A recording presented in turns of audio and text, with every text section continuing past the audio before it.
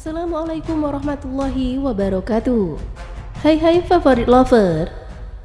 Tidak seperti biasanya, sore itu Baginda Raja Harun Ar-Rasyid tiba-tiba ingin menyamar menjadi rakyat biasa. Beliau ingin menyaksikan kehidupan di luar istana tanpa sepengetahuan siapapun. Baginda mulai keluar istana dengan berpakaian yang amat sederhana, layaknya seorang rakyat pada umumnya.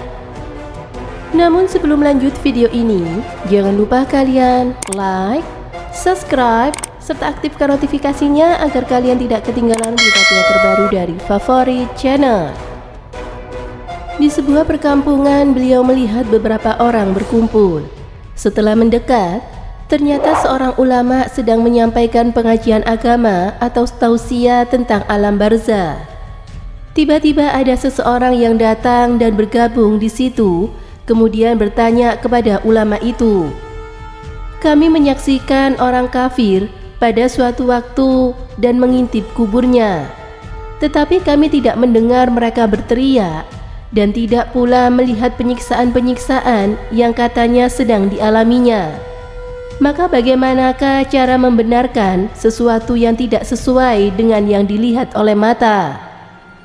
Sang ulama lalu berpikir sejenak kemudian berkata, "Untuk mengetahui yang demikian itu harus dengan panca indera yang lain. Ingatkah kamu dengan orang yang sedang tidur? Dia kadangkala bermimpi, dalam tidurnya digigit ular, diganggu dan sebagainya. Lalu juga merasakan sakit dan takut ketika itu, bahkan memekik dan bercucuran keringat pada keningnya. Ia merasakan hal semacam itu seperti ketika tidak sedang tidur. Sedangkan engkau yang duduk di dekatnya menyaksikan keadaannya seolah-olah tidak ada apa-apa. Padahal apa yang dilihat serta dialami adalah dikelilingi oleh ular-ular. Maka jika masalah mimpi yang remeh saja tidak mampu mata lahir melihatnya, mungkinkah engkau bisa melihat apa yang terjadi di alam barzah?" Demikianlah ulama itu menjelaskan. Baginda Raja terkesan dengan penuturan sang ulama. Baginda masih ikut mendengarkan kuliah itu. Kini ulama itu melanjutkan tausiahnya tentang alam akhirat. Dikatakan bahwa di surga tersedia hal-hal yang amat disukai oleh nafsu, termasuk juga benda-benda. Salah satu benda-benda itu adalah mahkota yang amat luar biasa indahnya. Tak ada yang lebih indah dari barang-barang di surga, karena barang-barang itu tercipta dari cahaya. Saking indahnya, maka satu mahkota jauh lebih bagus dari dunia dan seisinya. Baginda makin berkesan, beliau pulang kemudian ke istana. Baginda tidak sabar ingin menguji kemampuan dari Abu Nawas. Abu Nawas pun dipanggil. Setelah menghadap, Baginda memberikan pertanyaan, "Aku menginginkan engkau segera agar berangkat ke surga, kemudian bawakan aku sebuah mahkota surga yang katanya tercipta dari cahaya itu. Apakah engkau sanggup, Abu Nawas? Sanggup Paduka yang mulia?"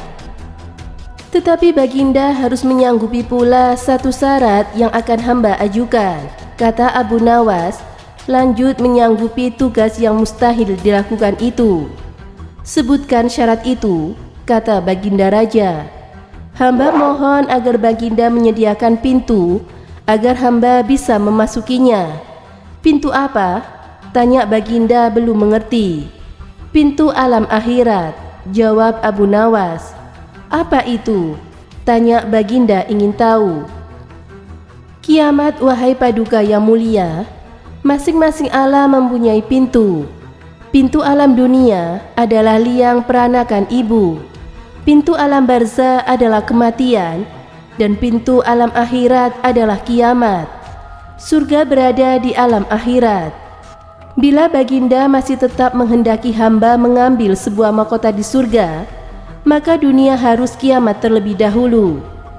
Mendengar penjelasan Abu Nawas, Baginda Raja terdiam.